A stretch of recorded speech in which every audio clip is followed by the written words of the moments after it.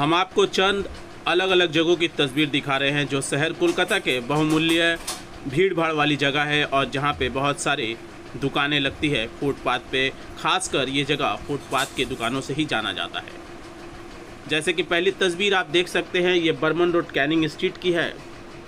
बड़ा बाज़ार से उतरने के बाद रास्ते के दोनों किनारे पे बहुत सारी दुकानें आपको देखने के मिल जाएंगी, मगर इन दिनों बर्मन रोड कैनिंग स्ट्रीट में दुकानों को हटा दिया गया है। दुकानदारों के ऊपर लाला पड़ गया है। वो हॉकर हैं जिनकी दुकानों को जो है हटा दिया गया है ममता बनर्जी के एक बयान के बाद। दूसरी तस्वीर जो हम आपको दिखा रहे हैं, ये न्यू मार्केट केएमसी के पास की है, जहां पे लोग खरीदारी करने के लिए जाते हैं और अक्सर यहां पे बहुत ही भीड़ भाड़ होती है, मगर इस वक्त ये पूरा इलाका खाली दिख रहा है। जैसा कि तस्वीर में हम आपको दिखा पा रहे हैं, रास्ता बिल्कुल साफ है और रास्ते पे कोई भी दुकान नहीं है। जैसा कि ये तस्वीर को आप जो हम आपको दिखा दें, ये बागड़ी मार्केट की तस्वीर है। वही बागड़ी मार्केट जिसमें चलने की जगह नहीं होती थी, अभी इतनी जगह है कि लोग आराम से आ जा सकते हैं। रास्ते के दोनों किनारे जो बड़ी हुई दुकानें थी सबको हटा दिया गया है। ये बर्मन रोड की फिर वही तस्वीर जहां पे लोग अपनी दुकानों को छोटा कर रहे हैं। बहुत सारे दुकानदार बाजार ना होने के कारण बंद करके घर वापस भी जा रहे हैं। ये तस्वीर बड़ा बाजार तिरपाल पट्टी की है, जहां पे जो है रास्ते से दुकानों को हटा दिया गया बहुत पहले ही, और वहां पे बहुत अच्छी तरह से फूलदानी की गई है। ये न्यू मार्केट की तस्वीर है जो हम आपको दिखा पा रहे हैं। जैसा कि आप देख सकते हैं, न्यू मार्केट जो बहुत ही प्रसिद्ध है, मगर इस वक्त न्यू मार्केट पूरा खाली दिख रहा है। आइए जानते हैं क्या कुछ कहा था राज्य की सीएम ममता बनर्जी ने।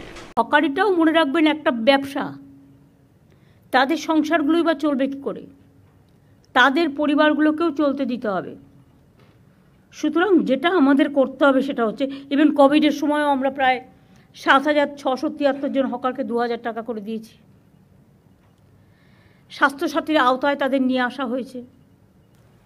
কিন্তু রাস্তা ফুটপাতে হকার এনক্রোচমেন্টের পুরো ফুটপাতটাই যদি দখল হয়ে যায়, অ্যাক্সিডেন্ট বাড়ে, লোক চলতে পারে না, আর যে যার মতো ইচ্ছে মতো প্লাস্টিক জমা করে রেখে দিচ্ছে এবং হকারের জায়গাটাতে গোডাউন বানিয়ে দিচ্ছে। এটা তো হকার ভাই বোনেরা যারা আছেন, হকার কমিটির যারা আছেন, তাদের দেখা উচিত। আমি আমার ব্যবসাটা করব, আমার স্টলটা ভালো করে চলবে, কিন্তু স্টলের পাশে গোডাউন বানিয়ে দেওয়ার কোনো অধিকার আপনার নেই। সে যত বড়ই নেতা হোক, আমি কিন্তু কাউকে ছেড়ে কথা বলছি না।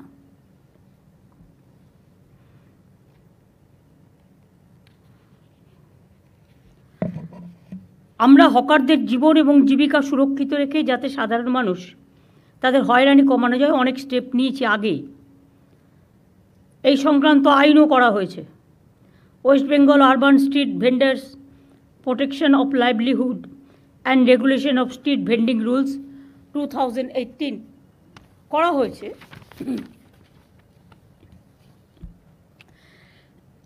এই আইনে হকার নিয়ন্ত্রণের জন্য রাজ্যে 100 এটা হচ্ছে রুলসটা করা হয়েছে।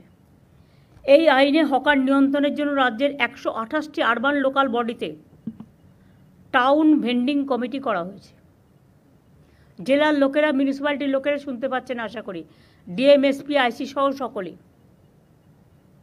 হকারদের নাম রেজিস্ট্রেশন থেকে শুরু করে হকিং জোন, নন হকিং জোন এবং রেস্ট্রিক্টেড জোন ঠিক করা হয়েছে। ঠিক করা হকারদের পরিচয়পত্র ইস্যু করা, সবই এই কমিটি দেখে। ন্যাচারাল মার্কেট, হেরিটেজ মার্কেট, এসব আইডেন্টিটি করার কাজটাও ওরা করছে। করতে যে কতদিন টাইম লাগবে আমি জানি না। Why they are taking too much time. Election করে করে আমাদের 12টা বাজছে, কাজের কাজ কিছু হচ্ছে না। 1045টি ন্যাচারাল মার্কেট এবং 4,787টি হেরিটেজ মার্কেট অলরেডি আইডেন্টিফাই হয়েছে। আমি আশা করব তাদের কাজটা ইমিডিয়েট কমপ্লিট করার জন্য। হকারদের আইনত বৈধতা দেওয়ার জন্য আমি একটা আইডি কার্ড করতে বলেছিলাম, বা তাদের একটা পরিচয়পত্র। কেএমসি এলাকায় নাম রেজিস্ট্রেশনের জন্য 61,000-এর বেশি হকার আবেদন করেছিলেন।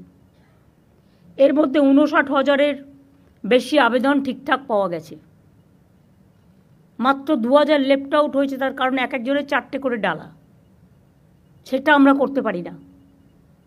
4টে করে ডালা মানে আরেকটা লোককে খাবার সুযোগ দিন। হকার নেতাদের টাকা দিলেই চাঁদা তুলবে আর ইচ্ছামতো ডালা বসিয়ে দেবে। হকার নেতারাও কিন্তু এই আইনের মধ্যে পড়বেন, এটা মাথায় রাখবেন। আর দয়া করে হকার নেতারা চাঁদা তুলবেন না। গরিব লোকেদের কাছ থেকে পুলিশ আর হকারদের চাঁদা তোলা নেতাদেরও সবাইকে বলছি বন্ধ করতে হবে।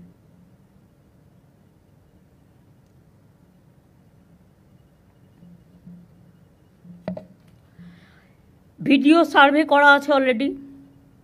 এখনও যারা যোগ্য কিন্তু রেজিস্ট্রেশন পায়নি, আর একবার সার্ভে করে দেখার সুযোগ দিন।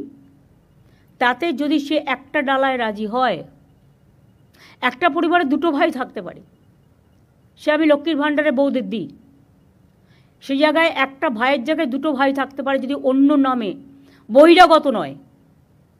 এখানে থাকছে, তার পরিবার আছে, তার অন্য কোনো আর্নিং নেই, তারটা আমি নিশ্চয়ই রিকনসিডার করতে পারি। তাদের জন্য আলাদা জোন করতে হবে। একই জায়গায় গায়ে গায়ে ঠেসে ঠেসে, গড়িয়াহাট তো হাঁটারই জায়গা নেই। আমি গড়িয়াহাটের এপারের অংশের কথা বলছি না। আমি গড়িয়াহাট যেটা বলেছিলাম সেটা হচ্ছে, আমি মিছিল করার দিন দেখলাম যে স্টল দেওয়া হয়েছে 4-5টা খোলা রেখে। এটা দেখতে ভালো লাগে, কিন্তু এটাও ফ্যাক্ট, বৃষ্টি আসলে তাদের পেছনের দিকটা ভিজে যাওয়ার সম্ভাবনা থাকবে।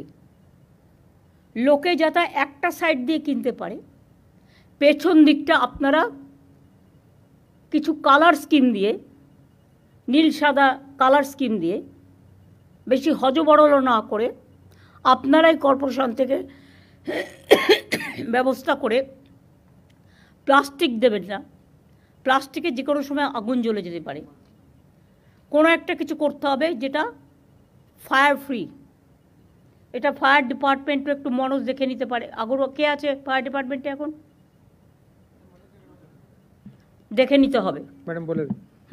তাহলে কী হবে, ওদের আর কালো পতাকা, কালো ফ্ল্যাগ, ওই মানে কালো প্লাস্টিকগুলো লাগানোর প্রয়োজন নেই। হকার বাজারটাও মনে রাখবেন, দেখতে সুন্দর করতে হবে। এগুলো আপনাদের দেখে শিক্ষা নেওয়া উচিত। নিউ মার্কেট এরিয়া কনজেস্টেড হয়ে গেছে, গার্লস হোটেলের অপোজিট কনজেস্টেড হয়ে গেছে, কর্পোরেশনের গায়ে পর্যন্ত হকার বসে গেছে। লোকাল কাউন্সিলররা চোখে দেখেও দেখে না।